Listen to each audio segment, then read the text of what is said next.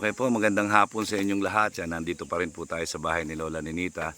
Atin pong kakausapin si Jennifer at si Rodel, yung mag-asawa, kung kamusta na po dito, kamusta na si Lola Ninita, ano mga problema na meron dito. So para po malaman natin lahat, no? So tara. Magandang hapon, Jennifer at Rodel. Kamusta naman kayo? Okay lang. Yan, no, kamusta na yung sakit mo, Rodel? Okay lang. Yan, kailan ka babalik na Manila? Ang matawag lang yung kapatid ko, ang tawag na sabi. Tatawagan ka na lang. So, ikaw naman, Jennifer. Okay lang po, kaya lang ngayon po kaiigi ko lang sa trangkaso. Kakaigi mo lang sa trangkaso? Po. O, kamusta naman yung mga anak mo may sakit? Ayan naman po, okay na po sila. At na, yung pala po ay, yung bunso ko po ay naapo po baga. Anong naapo? Hindi nga po, so yun dito yung naapo, nagalaw. Parang nanunog, ganyan. Oo, nanuno, opo. O, kamusta naman si Lola Ninita? Ayan man po, okay man siya. Yun lang po, pag mayroon siya kwarta yan, talagang gusto po talaga niya maglayas. Ay, yung inaanuhan ko naman lang po siya, pagbibigyan ko po, nakakabalik man po siya, hindi na pa nakakalimot mag-ano. Sabi ko ay, yan lang kapag mainit. Ay nananabi man po siya ng talaga, ng yung kalsada. At di man po bagay nasakay. Ayaw man niya pasakay. Naglalakad lang. So nilalakad na lang niya. Opo, ang tiyaga po niya maglakad. So, kamusta naman kayo dito, yung pamumuhay dito? Ay, hirap po, hirap. Hirap. Yan, Talaga. Walang trabaho. Oo nga, dahil alam ko na nagkasakit ka kaya ka nandito eh. Ayan, siyempre magpapasok ka na naman. So kailangan kayod na naman ulit. Dito wala ka naman pangkabuhayan dito, wala naman kahit magtayo ka ng tindahan dito, ilan lang ang bibili. Ilan lang ang bibili. Oo. Karamihan dito po utang. Utang pa. Oo. Diyan po sa tindahan. Karamihan utang. Pero, paano naman kunyari na paano kayo nakakaraos sa pang-araw-araw? Ay, sama-sama may minsan po sa dagat yan. sa dagat. Nanagat ka? Nasama-sama ko sa kapitbahay ko. Oo. Ano nahuhuli nyo? Ay, magandang isda. Nag-iisda. Nag-iisda? Mga anong isda nahuhuli dyan? Ang malaguno. Malalaki? Okay ah. Nagparte ako ng 2,000 nung nakaraan. Ay, okay yun. Ganun na lang. Huwag ka na pumunta ng Manila, diyan ka na lang. Ay, hindi permanente at may minsan mahigpitan po baga sa dagat. Tsaka pag malakas ang dagat, hindi naman kayo nakakabiyahe. Tigil-tigil na. Tigil-tigil yan. Hindi pati po naghihigpit. So, ayos naman pala, no? Kahit papano, nakaka-sideline naman si Rodel. Yan, kaya alam nyo kung bakit ko sinasabi bakit ko kayo binablog ng ganito, para mawala yung agam-agam ng mga tao tungkol sa inyo. Opo. 'Di ba? Ayun akala nila si Rodel walang ginagawa, nandito lang. Hindi po sa ganun. Mabubuhay ba naman po kami nung ganun ng haba ng panahon na may estudyante pa kami. Kaya nga, at saka hindi, buti nga nakakagalaw na to, galing to sa sakit ay.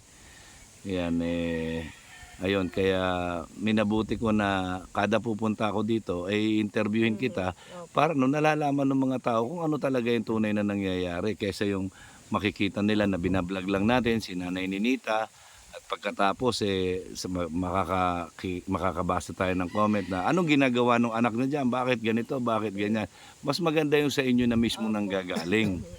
Diba? Kaysa yung magkakaroon ng haka-haka, masasabihan pa kayo ng hindi magagandang salita, di ba? Nababash pa kayo. So kaya gusto ko yung nalalaman ng mga tao kung ano talaga yung tunay na sitwasyon dito. Ayan, si Jennifer naman po. Ayan, ako believe din ako dito. Talaga naman pong pagka talagang kailangan at walang wala minsan ma-message ito sa akin. Pero sabi ko okay yan. Basta meron ako, wala namang problema. Sasabihin ko naman pagka wala, 'di ba? Opo. Hindi naman kasi porke vlogger laging madaming pera. Yan, hindi totoo 'yun. Yan, kasi charity vlogger ako, hindi naman ako yung content creator lang na daldal lang ng daldal, patawa lang ng patawa, pakengkoy-kengkoy lang, 'di ba? Hindi naman tayo ganoon. Tumutulong talaga tayo sa mga tao.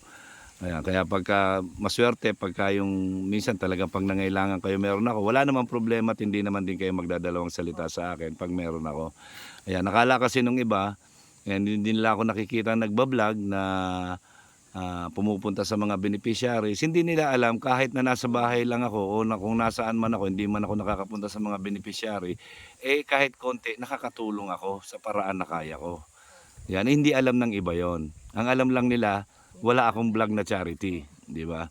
So, kaya ayan, isa si Jennifer na makakapagpatunay niyan. Yan, meron din sa Pampanga. Iba-ibang lugar po, meron tayong mga natutulungan, meron sa Cebu. Yan, hindi lang po natin sinasabi sa ating mga live, ganyan, hindi na po kailangan. Yan, dahil ang pagtulong naman po kahit saan yan meron. So kaya ito, yan. No. So ngayon, anong masasabi mo sa sitwasyon ni Lola Ninita ngayon? Ayan man po siya, okay siya. Kaya yun lang nga po pag nakaisip siya maglayas, yun, naglalayas talaga po siya. Nakakakain naman siya ng maayos? Opo. Kung ano man po nang kinakain po namin, hindi naman ang kinakain niya.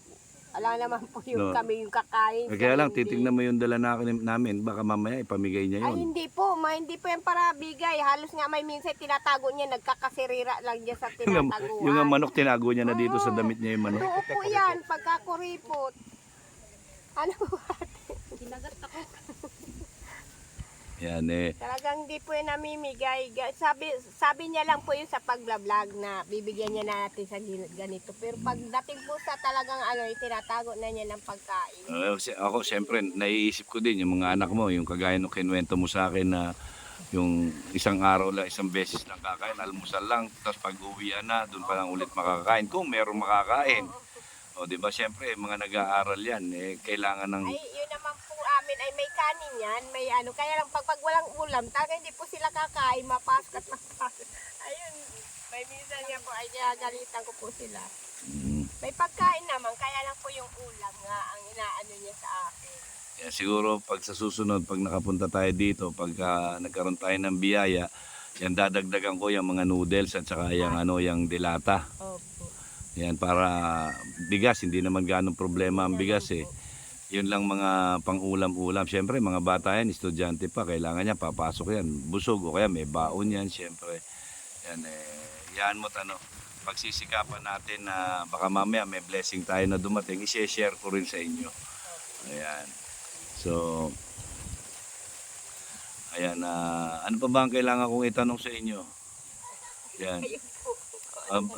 Buntis ka na ba? Diyos ko po. Wala na. Hindi na po mangyayari ang hirap na nga po ng Wala na. panahon ngayon. Tanggal na parehas? Wala na pag-asa. Pagkahirap na ng Wala na panahon ngayon ay Wala na itlog? buntis pa. Wala na bang itlog? Ayan, Wala na. yan, nagpapatawa lang po tayo. Yan, para masaya lang, hindi puro kalungkutan. Kahit na mahirap ang buhay, tandaan nyo, maging masaya lang kayo lagi. Yan.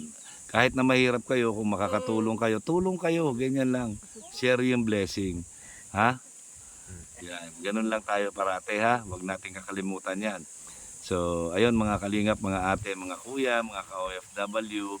Ayan, maraming salamat po ulit sa mga sumusuporta sa akin, lalo na sa Team EdPau Solid Group at syempre sa Team Baby Rabay. Yan, maraming salamat po.